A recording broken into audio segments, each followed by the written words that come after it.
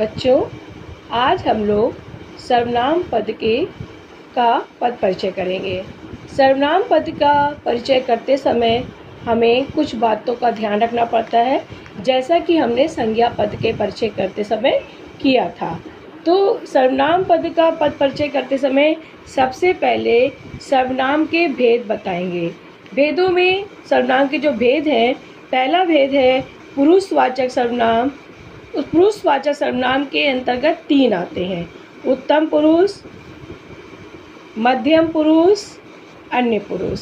उत्तम पुरुष मैं, मध्यम पुरुष तुम, अन्य पुरुष वह। अब है दूसरा संबंध, संबंधवाचक सर्वनाम। फिर उसके बाद है निजवाचक सर्वनाम, फिर निश्चयवाचक सर्वनाम, अनिश्चयवाचक सर्वनाम, प्रश्नवाचक सर्वनाम। तो ये सर्वनाम के भेद हो गए। इन भेदों में से हमको बताना है कि वो शब्द सर्वनाम के किस भेद के अंतर्गत आता है। अब हम लोग इसमें लिंग बताएंगे कि जो शब्द है उसका लिंग क्या है, लिंग भेद क्या है, पुल्लिंग है या स्त्रीलिंग है। उसके बाद हम लोग वचन बताएंगे कि जो सर्वनाम शब्द है उसका वचन क्या है, एक वचन है या बहुवचन है। फिर उसके बाद हम लोग कारक बताएंगे, कारक भेद। वो शब्द कर्ता कारक है, कर्म कारक है, करण कारक है, संप्रदान कारक है, अपादान है, संबंध है या अधिकरण कारक है। सर्वनाम का पद परिचय देते समय संबोधन कारक का प्रयोग नहीं किया जाता है। अब आया संबंध। सर्वनाम पद का अन्य पदों से क्या संबंध है?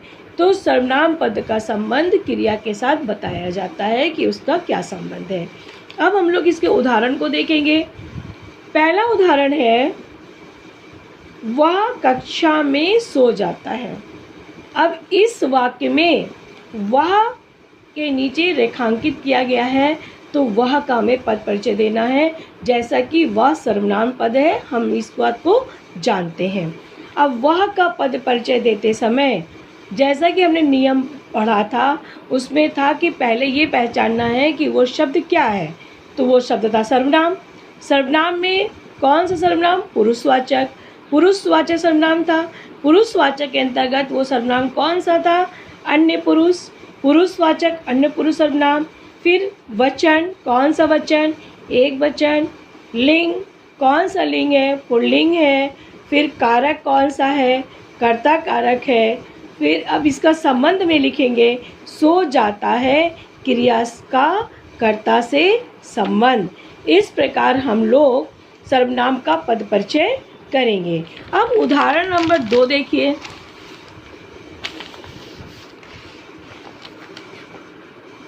उदाहरण नंबर 2, हम